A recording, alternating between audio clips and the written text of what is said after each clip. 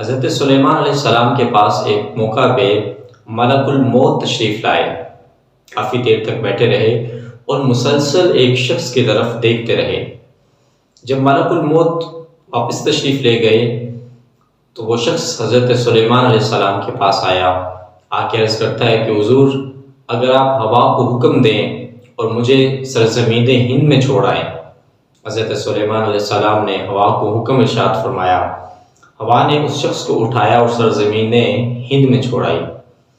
کچھ دیر بعد ملک الموت واپس تشریف لائے تو حضرت سلیمان علیہ السلام نے پوچھا کہ آپ کہاں چلے گئے تھے؟ حضرت سلیمان علیہ السلام نے جب یہ پوچھا تو ملک الموت کہنے لگے کہ مجھے اللہ کی طرف سے ایک شخص کی روح قبض کرنے کا حکم ملا تھا، جس کی روح میں نے ہند میں قبض کرنی تھی، لیکن وہ شخص آپ کی بارگاہ میں بیٹھا ہوا تھا۔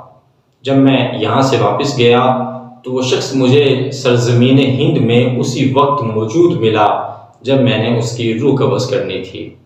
یعنی حضرت سلیمان علیہ السلام سے اس شخص نے خود کہا کہ مجھے سرزمین ہند میں چھوڑائیں، اس لیے کہ ان کی روح وہیں پہ نکلنی تھی۔ اس سے یہ بات معلوم ہوتی ہے کہ انسان کا خمیر جس مٹی سے بنا ہوا ہوتا ہے اس کی جان اسی جگہ سے نکلتی ہے اور وہ وہیں پہ دفن ہوتا ہے۔